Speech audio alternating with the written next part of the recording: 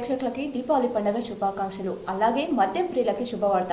వరుస సెలవులు రావడంతో ఈ నెల 18న ముగిసిన మద్యం టెండర్ల ప్రక్రియను ప్రజల విజ్ఞప్తి మేరకు ఈ నెల 23వ తేదీ వరకు టెండర్ ప్రక్రియను పొడిగించారు. ఇప్పటి వరకు జిల్లాలోని మద్యం షాపులకు వచ్చిన దరఖాస్తుల వివరాలు ఇలా ఉన్నాయి.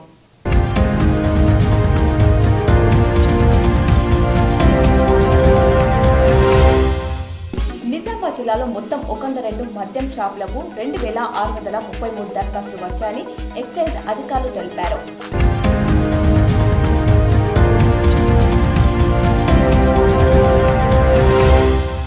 నిజామాబాద్ ఎక్సైజ్ స్టేషన్ పరిధిలో ఉన్న 36 వైన్ షాపులకు గాను 908 దరఖాస్తులు సమర్పించారని అధికారులు తెలిపారు.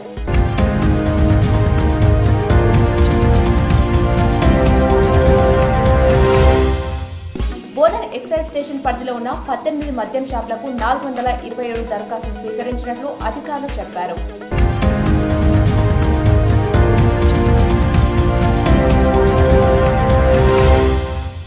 ఆర్మూర్ ఎక్సైజ్ స్టేషన్ పరిధిలో ఉన్న 25 వైన్ షాపులకు గాను 577 దరఖాస్తులు వచ్చినట్లు ఎక్సైజ్ అధికారులు తెలిపారు.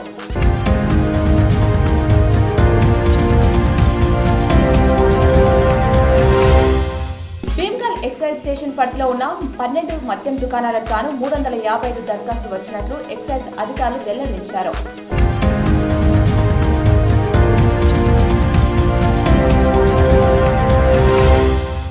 మోతాన్ ఎక్సైజ్ స్టేషన్ పరిధిలో ఉన్న 11 వైన్ షాపులకు గాను 366 దరఖాస్తులు వచ్చినట్లు ఎక్సైజ్ అధికారులు వెల్లడించారు.